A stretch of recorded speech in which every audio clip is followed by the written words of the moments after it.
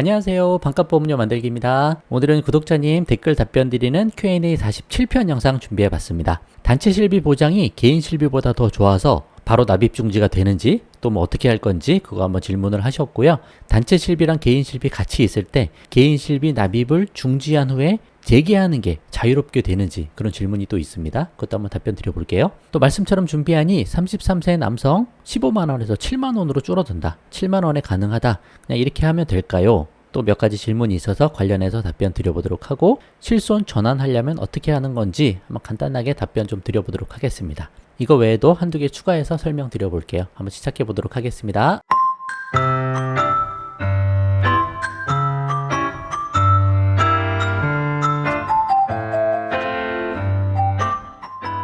자, 선생님 안녕하세요. 현재 회사에서 단체 실비 가입되어 있는데 지금이라도 개인 실비 가입하는 것을 추천하시는지요? 4세대죠. 그리고 가입한 후에 바로 납입 일시 중지가 가능한지요? 단체 실비 보장 내용이 더 좋아서요 라고 하셨습니다. 단체 실비, 개인 실비 두 개가 가입이 가능하다 그랬죠? 저는 가능하면 두 가지를 다 준비를 하자. 단체 실비가 지금 가입돼 있어도 개인 실비 지금 당장 건강하실 때 미리 잘 준비를 해놓자. 저는 그렇게 말씀드립니다. 4세대라도 상관없어요. 그렇게 하시는 게 더 좋다. 왜냐? 나중에 퇴직할 때 50대, 60대 그때 개인 실비 그때 준비하려고 하면 병력 때문에 잘 가입이 안 될 수도 있고요. 또 단체 실비를 퇴직하면서 개인 실비로 전환하려고 할 때도 고혈압, 당뇨 같은 거 있으면 심사를 또 해야 되거든요.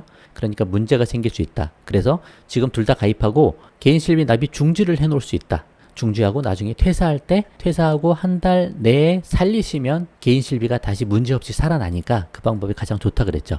지금이라도 가입하시고요. 그리고 가입한 후에 바로 납입 일시 중지가 가능한가요? 라고 하셨습니다. 바로는 안 되고요. 뒤에 설명 드려볼게요. 단체 실비 보장이 더 좋으니까 단체 실비를 유지하면서 이 혜택을 보시면서 개인 실비는 보험료를 안 내겠다. 그런 취지죠. 잘 하신 거예요. 자, 금융위 보도자료 보시면 개인 실손 가입 후에 1년 이상 유지했을 때 보험료 납입과 보장 중지가 가능하다라고 되어 있으니까 가입하시고 1년 후에 납입 중지를 하시면 되겠습니다. 이런 거 하실 때는 보험회사한테 먼저 꼼꼼히 물어보시고 신중하게 진행을 해보세요. 보험회사별로 약간의 차이가 있을 수도 있습니다. 그러니까 잘 알아보고 중요한 내용 이야기할 때는 녹음도 해놓고 그렇게 하시는 게 좋겠다고 말씀을 드려보겠습니다.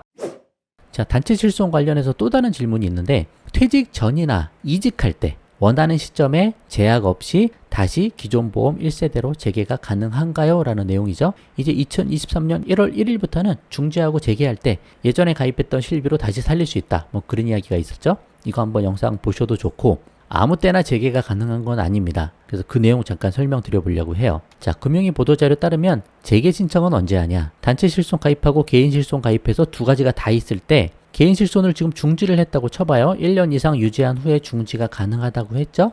개인 실손은 중지해서 지금 단체 실손만 있는 거예요. 근데 이제 퇴사할 때 개인 실손을 다시 살려야 되니까 재개 신청을 해야 되는데 퇴직 후 1월 이내라고 되어 있습니다. 그러니까 퇴직하고 이거 잊어버리시면 안 되는 거예요. 퇴직하고 내가 이제 퇴직하니까 실손이 없구나 그거 생각을 하셔야 됩니다. 그래서 잘 기억했다가 퇴직하고 1개월 내에 재개 신청을 보험회사에 하자. 그러니까 이때 할 수 있게 되는 거예요. 그거 좀 참고하시고 그 전에 할 수 있는 조항도 있긴 해요. 제가 찾아보면. 근데 그거는 보험회사랑 잘 이야기해 보시고 정확하게 알고 하셔야 됩니다.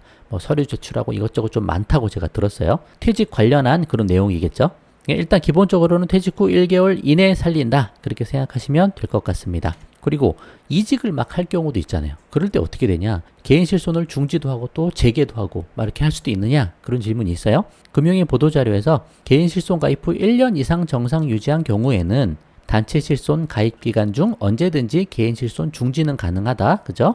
근데 중지와 재개의 횟수 제한이 없다라는 거죠. 회사가 바뀜에서 따라 중지 재개 횟수 제한 없다. 그렇게 하시면 되고 다만 이직 등의 과정에서 단체 개인 실손 모두 미가입된 기간이 1회당 1개월, 누적해서 3개월을 초과하는 경우 인수지침에 따라 재개가 거절될 수도 있다. 이거 좀 기억을 하자 이거죠. 이거 쉽게 좀 설명을 드리면 퇴사를 딱 하잖아요. 그럼 단체 실비 없어지죠. 그리고 개인 실손 이미 중지해놨으니까 개인 실손도 없죠. 그래서 퇴사하고 1개월 내에 개인 실손을 살려야 개인 실손 하나가 살아남는 거잖아요. 그러니까 그게 이제 1개월 내니까 1회당 1개월이고 회사를 뭐 3번 이직을 해서 그 기간이 3개월을 초과를 했다. 그러면 이제 문제가 될 수 있다는 거죠.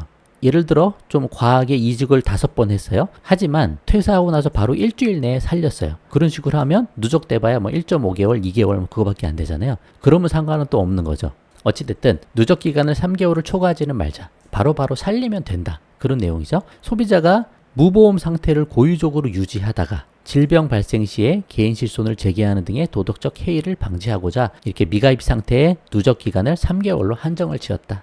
1년 후에 살리고 2년 후에 살리고 막 그렇게 해놓으면 도중에 뭐 질병이 발생하고 했을 때 문제가 생길 수 있잖아요. 그러니까 이런 규정이 있다. 그 정도 알고 계시고 자세한 건 보험회사에 문의를 하신 다음에 확답을 받고 하자. 전화도 하고 녹음도 해놓고 안전하게 진행하자. 그렇게 말씀을 드려보겠습니다. 자, 현재 2세대 실비 가입 중인데 4세대 전환하려면 보험회사에 전화하면 되나요? 아니면 온라인으로 전환하나요? 온라인 안 되고요. 설계사 통해서 하셔야 되고 보험회사 뭐 지점 가셔서 하셔도 되고 전화해서 확인을 하신 다음에 안내 절차에 따라서 진행을 하셔야 됩니다. 예전에는 전환할 때 설계사에게 남는 수당이 하나도 없었어요. 지금은 회사별로 조금은 있을 수도 있지만 어찌됐든 번거로운 일입니다. 왜 안 해주세요? 막 이렇게 따지고 할 것도 아니고 도움을 좀 받는 차원에서 이렇게 진행을 좀 해보시면 좋을 것 같다. 그렇게 말씀 좀 드려볼게요. 자, 뇌출혈 8천만 원, 급성 심근경색 8천만 원 되어 있는데 뇌혈관 질환, 허혈성 심장 질환이 부족하다 추가를 권하는데 필요한 부분인지 판단이 안 서는데 의견 주실 수 있으실까요? 라고 하셨습니다. 8천은 좀 많긴 하죠. 저는 뭐 30대라도 한 3천 정도만 있으면 되지 않겠냐 그렇게 말씀을 드리는데 심장 쪽은 전 됐다고 보고요. 뇌 쪽은 뇌졸중 이상을 준비하는 게 좋다라고 말씀드립니다. 뇌출혈로만 하시면 뇌경색이 빠져요. 뇌경색, 막히잖아요. 혈관이 막힌 다음에 출혈, 막히다가 이제 터지면 출혈이 나오겠죠. 그 경색하고 출혈까지는 보장을 받아야 된다. 저는 그 생각을 좀 하고 있거든요. 그 정도는 이제 중증이라고 보는 거예요. 근데 이제 뇌혈관 질환 진단비 같은 경우는 그거보다 보장 범위가 더 넓은데 그거보다 좀 경증까지도 보장을 넓게 해놓은 게 뇌혈관이다. 그래서 저는 그냥 뇌졸중으로 하면 되지 않겠냐. 뇌혈관까지 할 필요 없다. 저는 그렇게 생각하는 입장이거든요. 근데 대부분 보험회사, 보험설계사분들은 뇌혈관 허혈성을 판매를 하시다 보니까 이건 부족하니까 이걸 가입하자라고 이야기를 하시지만 저 같으면 심장은 더 보강 안 해도 되고 뇌졸중만 한 뭐 2, 3천 정도 더 준비하시면 되지 않겠나. 그렇게 좀 말씀을 드려보겠습니다. 여러 가지 관점이 많으니까 많은 영상들 보시고 참고를 좀 해보시면 좋을 것 같아요. 자, 90년생 남자인데 생각 중인 플랜은 3세대 실손 보유, 별도로 보유하고 3대 진단비, 암 2천, 뇌졸중 3천, 급성심근경색 3천, 유사암 일부, 상해후유장애 1억, 질병후유장애 3천, 1배째까지 포함해서 견적받으니까 42,000원 밖에 안 하더라. 90년생이니까 33세 하면 그 정도 되는 것 같아요. 거기다가 온라인 암보험 2천 추가하면 암 합하면 지금 4천이 되네요. 그럼 추가하면 1,400원 되니까 또 운전자 보험 3,500원 정도면 되겠다. 이렇게 하니까 15만원 넘던 보험료가 7만원으로 줄더라고요.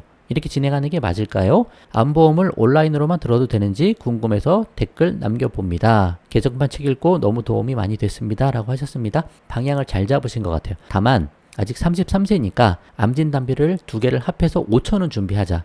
설계사 통해서 이렇게 3대 질병 진단비 가입하실 때 암 내심을 3,000씩 준비하시는 게 좋겠다.